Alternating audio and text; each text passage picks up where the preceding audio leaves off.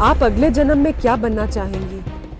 हम अगले जन्म में भले ही जानवर बन जाएं पर इस तरह की मतलब औरत नहीं बनना।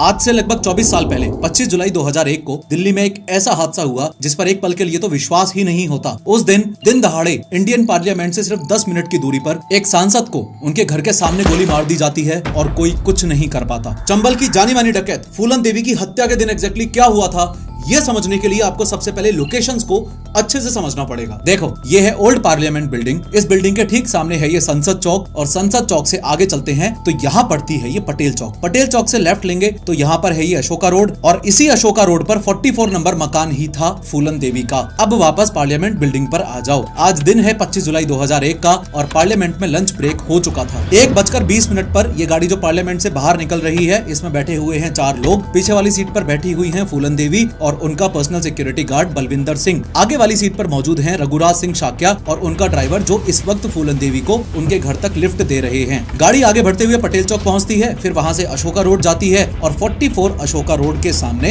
यानी कि फूलन देवी के इस घर के सामने फूलन देवी और उनके पर्सनल सिक्योरिटी गार्ड को ड्रॉप करके सांसद RS शाक्या और उनके ड्राइवर चले जाते हैं। जब फूलन देवी को उनके घर के सामने ड्रॉप किया गया, उसी वक्त यहाँ दूसरी तरफ एक ग्रीन मारुति 800 खड़ी थी जिसमें मंकी कैप लगाए 3 शूटर्स मौजूद थे। फूलन देवी और उनका पर्सनल सिक्योरिटी गार्ड जैसे ही अपने घर के अंदर जाने लगे, वैसे ही इन तीनों शूटर्स ने फूलन देवी का पीछा किया और पास जाकर फायरिंग शुरू कर दी। सिक्योरिटी गार्ड बलविंदर सिंह को पेट में एक गोली लगी और वो यहीं पर गिर गए। इस फायरिंग के दौरान फूलन देवी को टोटल 5 गोलियां मारी गईं, जिसमें से एक गोली पॉइंट ब्लैंक रेंज से सीधा उनके माथे के बीचों बीच मारी गई। गोलियों की आवाज सुनते ही फूलन देवी के पति उम्मेद सिंह बाहर आए। उन्होंने देखा कि खून से लथपथ फूलन देवी और बॉडीगार्ड जमीन पर गिरे हुए हैं और मंकी कैप पहने हुए तीनों शूटर्स अपनी ग्रीन मारुति 800 में बैठकर शूटिंग साइट से भाग रहे हैं। उम्मेद सिंह ने तुरंत एम्बुलेंस को कॉल किया और काफी देर इंतजार भी किया, लेकिन एम्बुलेंस आई ही नहीं। इसलिए फिर उम्मेद सिंह ने फूलन देवी और बलविंदर सिंह को अपनी पर्सनल कार में बिठाया और श्री राम मनोहर लोहिया हॉस्पिटल में लेके चले गए। ड्रोन शॉट की मदद से समझो कि ये है ओल्ड पार्लियामेंट बिल्डिंग, ये है पटेल चौक, ये है फूलन देवी का घर और शूटिंग साइट और ये रहा राम मनोहर लोहिया हॉस्पिटल। यहाँ देख के आपको साफ साफ पता चल रहा है कि राम मनोहर लोहिया हॉस्पिटल ज्यादा दूर है ही नहीं। बट स्टिल जब फूलन देवी को हॉस्पिटल ले जाया गया तब डॉक्टर्स ने उन्हें ब्रॉड डेड डिक्लेयर कर दिया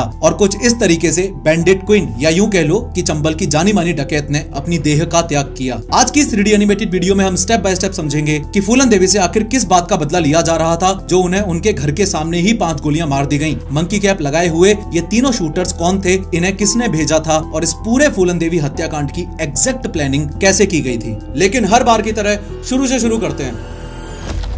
बात 1963 की है। उत्तर प्रदेश के जालौन के एक छोटे से गांव गोरहा का पूर्वा में जन्म होता है फूलन देवी का। फूलन देवी मल्ला कम्युनिटी की थी जिसे उस जमाने में लोअर कास्ट माना जाता था। बहुत छोटी सी उम्र में ही फूलन अपने हक के लिए लोगों से भिड़ जाती थी। अब चूंकि फूलन कोई बहुत अमीर परिवार में पैदा नहीं हुई थी तो फूलन के चाचा ने उनकी जमीन हड़पनी चाही तो सिर्फ 10 साल की फूलन अकेले ही उनके अगेंस्ट खड़ी हो गई। हुआ कुछ ऐसा कि एक दिन फूलन की माँ ने उसे बताया कि उसका चाचा और उनका बेटा मैयादीन ने फर्जी कागज बनवाकर उनकी जमीन छीन ली है। तो फूलन सीधा उस खेत में जाकर बैठ गई और हटने से मना कर दिया। मैयादीन जो उस वक्त 20 साल के आसपास का था वो फूलन को भगाने आया, लेकिन फूलन वहाँ से उठने का नाम ही नहीं ले रही थी। गुस्से में आकर मैयादीन ने फूलन के सिर पर ईंट मार दी। घर वालों को लगा कि कहीं फूलन कोई और लड़ाई ना कर ले, इसलिए उन्होंने सिर्फ 11 साल की उम्र में ही फूलन की शादी करवा दी। इनफैक्ट फूलन की शादी एक ऐसे आदमी से की गई जो उससे उम्र में 3 गुना बड़ा था और एक विडोअर भी था। नाम था पुत्तीलाल। सिर्फ 100 रुपए, एक गाय और एक साइकिल के बदले में उस छोटी सी फूलन को उस अधेड़ उम्र के आदमी के साथ भेज दिया गया। शादी के बाद पुत्तीलाल उसके साथ जबरदस्ती करता, उसे पीटता था और हर दिन उसकी जिंदगी को और भी नरक बना देता था। ये सब सहना फूलन के बस के बाहर होता जा रहा था। अपने 12वें बर्थडे के बाद एक दिन फूलन ने सब कुछ छोड़ने का फैसला लिया। वो वहाँ से पैदल ही निकल गई और अपने मायके लौट आई। फूलन के घर वालों के लिए ये एक धब्बा सा था और फूलन की माँ ने तो ये तक कह दिया, मर जाओ या तो कुएं में कूद जाओ या यमुना में डूब जाओ। मोरओवर फूलन के साथ भी वही हुआ। मायके लौटने के बाद फूलन को खराब नजरों से देखा जाता था और इसी बीच एक हादसा हुआ। गाँव के सरपंच के बेटे ने फूलन के साथ जबरदस्ती करने की कोशिश की। फूलन जैसे तैसे उस लड़के को मार के तो वहाँ से भाग गई। पंचायत बैठी। चूंकि गांव ठाकुर कास्ट डोमिनेटेड था, सरपंच का बेटा भी ठाकुर ही था और फूलन एक लोअर कास्ट महिला थी, तो उन लोगों ने फूलन को कैरेक्टरलेस डिक्लेयर कर दिया और साथ ही उसे गांव से भी निकाल दिया। यहाँ आपको एक बात ये भी बता दूं कि उत्तर प्रदेश में ठाकुर, जिसे अक्सर राजपूत भी कहा जाता है, एक अपर कास्ट कम्युनिटी है जो हिस्टोरिकली वॉरियर क्लास यानी कि क्षत्रिय मानी जाती है। ये लोग पहले से ही जमीन के बड़े मालिक रहे हैं और रूरल एरियाज में इनका काफी इन्फ्लुएंस रहा है। ठाकुर नाम असल में एक फ्यूडल टाइटल था जिसे जिसे लोग इज्जत और पावर के रूप में यूज करते थे, आज भी यूपी के कई गांव कस्बों में ठाकुर फैमिलीज के पास जमीन, पैसा और लोकल पावर होती है। एनीवेज गांव से निकल के फूलन अपने कजन कैलाश के घर चली गई, जो यमुना नदी के पास टोगा गांव में रहता था। कैलाश, जिसके घर फूलन रुकी थी, दिखने में तो एक आम आदमी ही था, लेकिन असल में वो डकैतों के लिए छोटे मोटे काम किया करता था, जैसे खबर देना, सामान पहुंचाना। इसी कनेक्शन के थ्रू फूलन की पहली मुलाकात डकैतों से हुई थी। कैलाश पहले से ही शादीशुदा था और उसके बच्चे भी थे, लेकिन कुछ सोर्सेज में मेंशन्ड है कि फूलन और कैलाश ने शादी भी कर ली थी, पर यह शादी ज्यादा दिन तक चल नहीं पाई। फूलन अपने कजन की जमीन पर घास काटती थी और भैंसों को चराने ले जाती थी, पर धीरे धीरे गांव में उसकी इमेज बदलने लगी। लोग उसके बारे में अफवाहें उड़ाने लगे, उसे एक बदनाम औरत के रूप में देखा जाने लगा, जो अकेली यमुना में नहाती थी, वो भी बिना कपड़ों के। फिर एक दिन फूलन ने अपने कजन कैलाश के घर से भी निकल जाने का फैसला किया। फूलन वापस अपने खुद के घर गोरहा का पूर्वा में आ गई, पर उनकी बदकिस्मती यहीं से शुरू हुई। साल था 1979 और फूलन की उम्र थी सिर्फ 16 साल। पुलिस ने फूलन को गिरफ्तार कर लिया, ये इल्जाम लगाकर कि उसने सरपंच के घर चोरी की है और वो डकैतों के साथ मिली हुई है। जेल में फूलन के साथ और भी भयानक चीजें हुई। पुलिस वालों ने कई दिनों तक फूलन को फिजिकली अब्यूज किया और कुछ सोर्सेज के हिसाब से तो उसके खुद के पिता के सामने भी। सबसे खराब बात यह है कि जिस सिस्टम को फूलन को प्रोटेक्ट करना चाहिए था,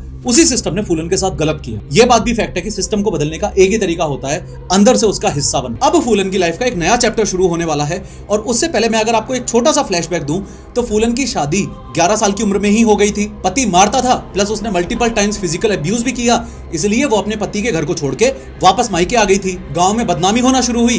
गांव के सरपंच के बेटे ने फूलन देवी के साथ जबरदस्ती करनी चाहिए और फूलन को गांव से ही बाहर निकाल दिया। वो अपने एक कजन कैलाश के घर जाके रहने लग गई, उससे भी शादी की, लेकिन फिर वापस अपने घर आ गई। पुलिस ने झूठे इल्जाम में उसको अरेस्ट कर लिया और मल्टीपल टाइम्स फिजिकल अब्यूज भी किया। इतनी कम उम्र में ही फूलन देवी काफी कुछ सहन कर चुकी थी। एक रात जब फूलन अपने गांव गोरहा का पूर्वा में सो रही थी, तब अचानक एक डकैत की गैंग ने गांव पर अटैक कर दिया। ध्यान से एक बार इस गैंग को देखो। ये जो बंदा यहाँ आपको दिखाई दे रहा है, ये है इनका लीडर बाबू गुज्जर, और ये जो बाबू गुज्जर के साइड में खड़ा है, ये है विक्रम मल्ला, जो इस गैंग का सेकंड इन कमांड है। इनको थोड़ा ध्यान से देख लो, ये लोग आगे बहुत इंपॉर्टेंट रोल प्ले करने वाले हैं। सच क्या था, ये आज भी एक राज ही है। एक बात और जो आपको यहाँ पता होनी चाहिए वो ये कि बाबू गुज्जर की गैंग भी दो अलग अलग कास्टों से मिलकर बनी हुई थी। एक तरफ थे ठाकुर, जो अपर कास्ट के थे, और दूसरी तरफ थे मल्ला, जो लोअर कास्ट के थे। खुद बाबू गुज्जर भी एक ठाकुर था। मैं ये सारी बातें आपको इसलिए बता रहा हूँ क्योंकि ये अलग अलग जातियां ही आगे चल के इस पूरी कहानी में एक टर्निंग पॉइंट बनने वाली हैं। खैर, बाबू गुज्जर की नजर भी फूलन पर थी और उसने अगले 72 घंटों तक फूलन को फिजिकली अब्यूज किया। लेकिन तीसरे दिन शाम को स्टोरी में एक अनएक्सपेक्टेड ट्विस्ट आया। विक्रम मल्ला, हाँ वही जो इस गैंग का सेकंड इन कमांड था, वो फूलन को पहले से ही पसंद करता था। जब उसने देखा कि फूलन के साथ इतनी भयानक चीजें हो रही हैं, तो उससे और बर्दाश्त नहीं हुआ।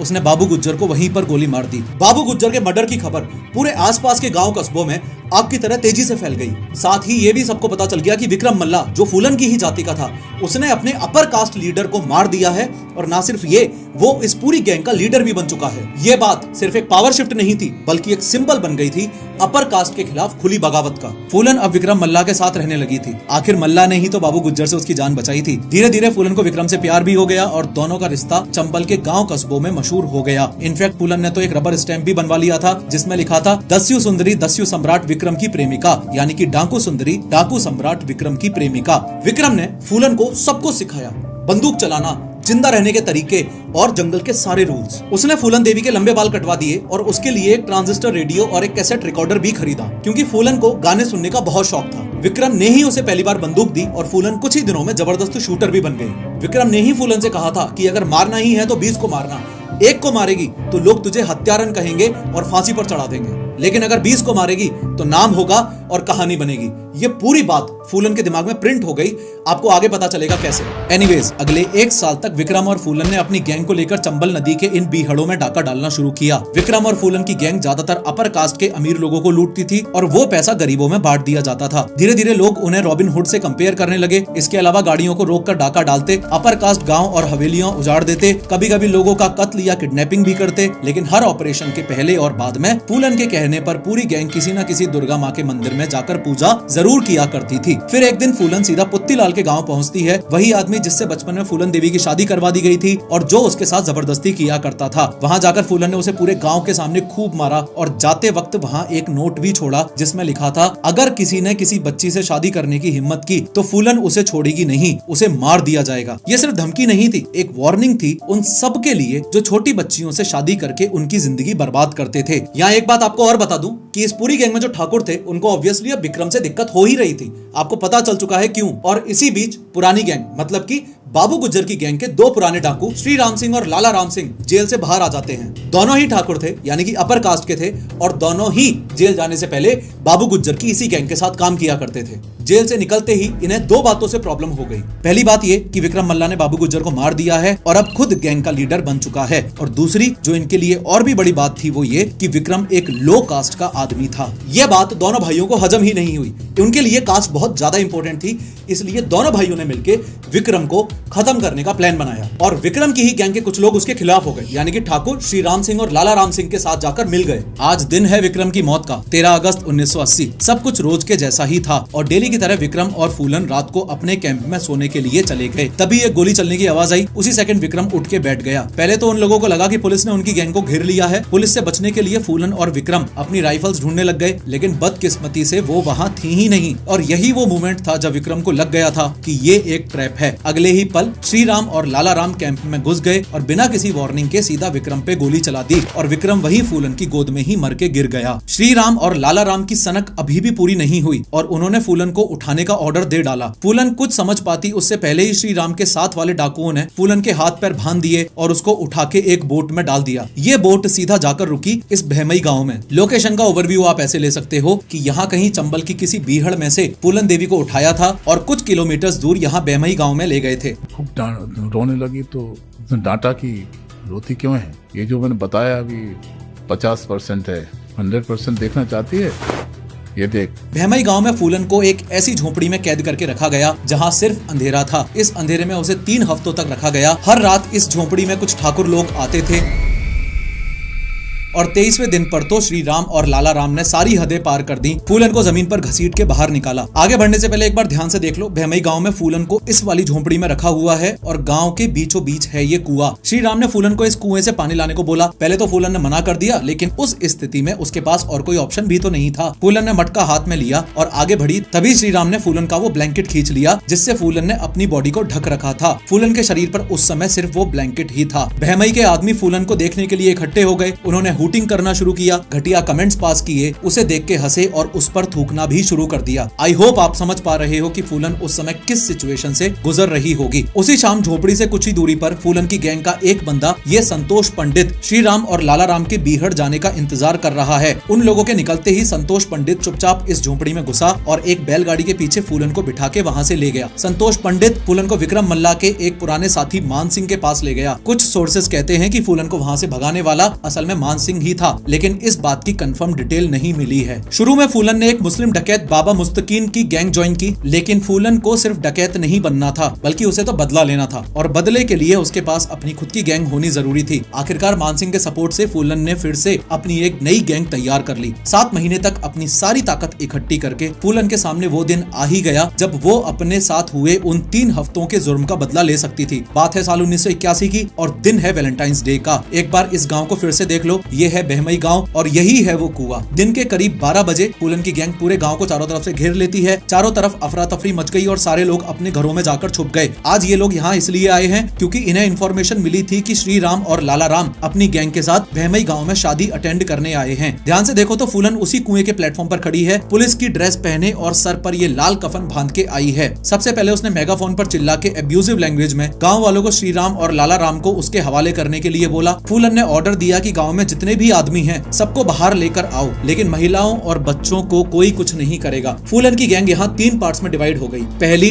तो वो जो गांव को घेर के खड़ी थी और पहरा दे रही थी, दूसरी घर घर में जाकर आदमियों को घसीट के बाहर लेकर आ रही थी और तीसरी घरों से कीमती सामान और बर्तन चुरा रही थी। सारे आदमियों को बाहर लाया गया और एक एक करके सबसे श्री राम और लाला राम के बारे में पूछा गया। वहाँ मौजूद आदमियों में से 2 बंदे श्री राम और लाला राम की गैंग के ही निकले, बट श्री राम और लाला राम उस समय बहमई गाँव में मौजूद ही नहीं थे। बाकी लोगों ने कसम खाई कि उन दिनों के बारे में किसी को भी कोई आइडिया नहीं है, लेकिन आज फूलन देवी के सिर पर तो खून सवार था। उसने 22 बंदों को एक लाइन में खड़ा किया और फिर से पूछा कि श्री राम और लाला राम कहाँ है। जवाब ना मिलने पर सबको एक ही साथ गोली मरवा दी। टोटल 150 गोलियां चली और 22 के 22 लोगों की मौत हो गई। हालांकि एग्जैक्ट नंबर्स थोड़े अनक्लियर हैं। कुछ सोर्सेस कहते हैं कि 20 लोग मरे और एक सर्वाइवर के मुताबिक 26 लोग लाइन में खड़े हुए थे। ये हत्याकांड इतना भयानक था कि सरकार ही हिल गई और उस टाइम उत्तर प्रदेश के चीफ मिनिस्टर वीपी सिंह ने तो इस पूरे हत्याकांड की मॉरल रिस्पॉन्सिबिलिटी लेते हुए हुए रेजिग्नेशन तक दे दिया था। फूलन के सिर पर 10,000 का इनाम रखा गया और यहीं से फूलन बैंडिट क्वीन के नाम से फेमस हो गई मीडिया की वजह से। अब फूलन देवी का नाम डाकुओं की दुनिया में सबसे बड़ा बन चुका था। इस कांड के बाद ठाकुर फूलन के और ज्यादा अगेंस्ट हो गए थे। अब सेंट्रल गवर्नमेंट के लिए सबसे बड़ी टेंशन ये बन गई थी कि कहीं ये पूरा मामला कास्ट वायलेंस में कन्वर्ट ना हो जाए। उस टाइम की प्राइम मिनिस्टर श्रीमती इंदिरा गांधी के लिए सबसे बड़ा इंपॉर्टेंट इशू बन गया था कि फूलन देवी को कैसे भी करके सरेंडर करवाना है। फूलन और उसकी गैंग लगातार उत्तर प्रदेश और मध्य प्रदेश के बीच घूमते रहते थे, इसलिए दोनों स्टेट्स की पुलिस ने फूलन से सरेंडर करवाने की प्लानिंग शुरू कर दी।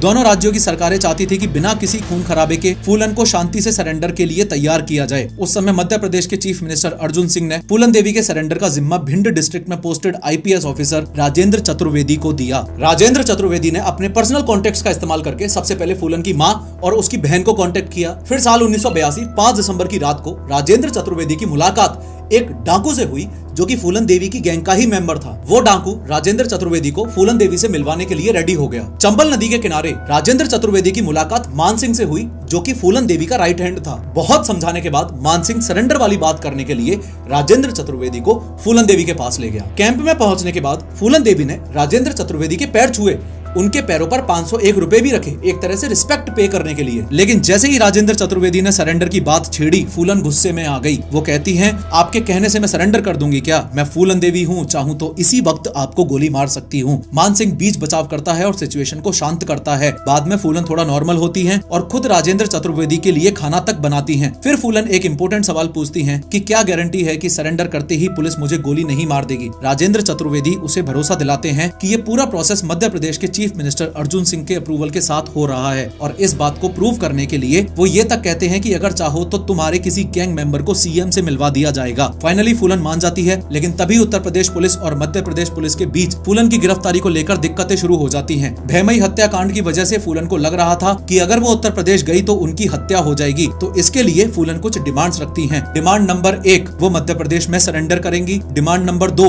उनकी गाय और बकरी को भी उत्तर प्रदेश से मध्य प्रदेश लाया जाए। डिमांड नंबर 3, उनको एक ग्रेड जेल में रखा जाए। डिमांड नंबर 4, उनके भाई को सरकारी नौकरी दी जाए। डिमांड नंबर 5, परिवार को जमीन दी जाए। डिमांड नंबर 6, उन्हें या उनके गैंग के किसी भी मेंबर को फांसी की सजा ना दी जाए। इन डिमांड्स के चलते दोनों स्टेट्स की पुलिस के बीच टेंशन इतनी ज्यादा बढ़ गई कि आपस में गोलीबारी तक की नौबत आ गई थी। उत्तर प्रदेश पुलिस ने गुस्से में आकर मध्य प्रदेश पुलिस के 6 पुलिस वालों को गिरफ्तार तक कर लिया था और इस पूरे हंगामे के चलते सरेंडर का प्लान फेल हो गया। Everything came back to zero. अब राजेंद्र चतुर्वेदी को फिर से फूलन को सरेंडर के लिए मनाना था। वो फिर से फूलन से मिलने पहुंचते हैं, लेकिन इस बार वो अकेले नहीं गए बल्कि अपनी बीवी और अपने छोटे से बच्चे को लेकर वहां पहुंचे। फूलन की गोद में उन्होंने अपना बच्चा रख दिया। फूलन को यकीन दिलाया कि चाहे मेरा बच्चा गिरवी रख लो पर मेरी बात पर विश्वास करो। इस बार फूलन का दिल पिघल जाता है। जैसे तैसे करके फूलन ने सरेंडर के लिए एग्री कर लिया। प्लस सरकार ने फूलन की डिमांड्स तो मान ही ली थी और भैमई हत्याकांड के ऑलमोस्ट 2 साल बाद यानी कि 13 फरवरी 1983 को सरेंडर की डेट फिक्स की गई। जगह थी मध्य प्रदेश का ये भिंड जिला। फूलन तब तक इतनी फेमस हो चुकी थी कि उनके सरेंडर को देखने के लिए ही 8,000 से ज्यादा लोग वहां मौजूद थे, वो भी बिना किसी सोशल मीडिया के। सोचने वाली बात है। ये जो स्टेज आपको दिख रहा है ये ही वो जगह है जहां अभी कुछ ही देर में फूलन देवी सरेंडर करने वाली हैं। स्टेज पर मौजूद हैं ये मध्य प्रदेश के chief minister Arjun Singh. Side में मां दुर्गा और महात्मा गांधी की फोटोज रखी हुई हैं। सब फूलन के आने का इंतजार कर रहे हैं। तभी एक जोरदार चांटे की आवाज आती है। ये चांटा फूलन देवी ने एक रिपोर्टर को मारा था जब उसने सरेंडर से पहले ही उनकी फोटो क्लिक कर ली थी। फूलन को पता था कि उनकी एक फोटो लाखों में बिकती है और फूलन ने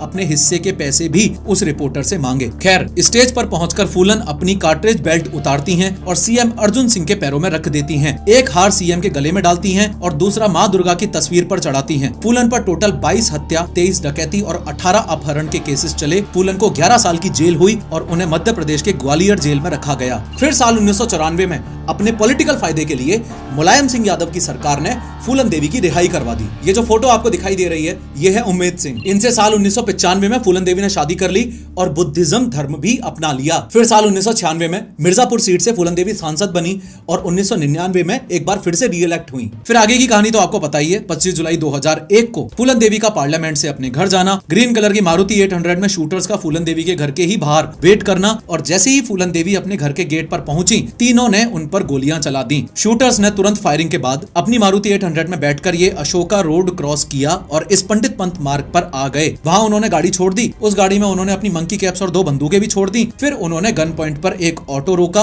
उसमें बैठे और वहां से फरार हो गए। पुलिस ने कुछ ही देर बाद वो मारुति 800 गाड़ी तो बरामद कर ली। उसमें 2.32 कैलिबर की रिवॉल्वर्स और मंकी कैप्स मिली। लेकिन सबसे बड़ा सवाल ये था कि ये सब किसने किया, और उससे भी बड़ा सवाल ये था कि क्यों किया। पुलिस इन्वेस्टिगेशन में लगी ही थी कि 27 जुलाई को एक आदमी पंकज उर्फ शेर सिंह राणा मीडिया के सामने आया और उसने फूलन देवी की हत्या की जिम्मेदारी ली और खुद ही सरेंडर कर दिया। 100 बात की एक बात यह है कि 1981 में फूलन देवी ने भैमई गांव में जो 22 ठाकुरों को एक लाइन में खड़ा करके गोली मारी थी, उसका बदला लेने के लिए शेर सिंह राणा ने इस फूलन देवी हत्याकांड को अंजाम दिया था। साल 2014 में कोर्ट ने शेर सिंह राणा को लाइफ इम्प्रिजनमेंट की सजा सुनाई थी, लेकिन साल 2016 में दिल्ली हाई कोर्ट से उन्हें बेल मिल गई और वो जेल से बाहर आ गए। ये बात भी सच है कि फूलन देवी की बहन मुन्नी देवी ने एक वक्त पर राणा के खिलाफ गवाही दी थी, लेकिन बाद में उन्होंने अपना स्टेटमेंट बदल दिया और बोला कि फूलन देवी के हस्बैंड उमेद सिंह भी फूलन देवी के इस हत्याकांड में शामिल हो सकते हैं। लेकिन कोर्ट ने इन सब बातों को नहीं माना और शेर सिंह राणा को ही फूलन देवी हत्याकांड का जिम्मेदार ठहराया था।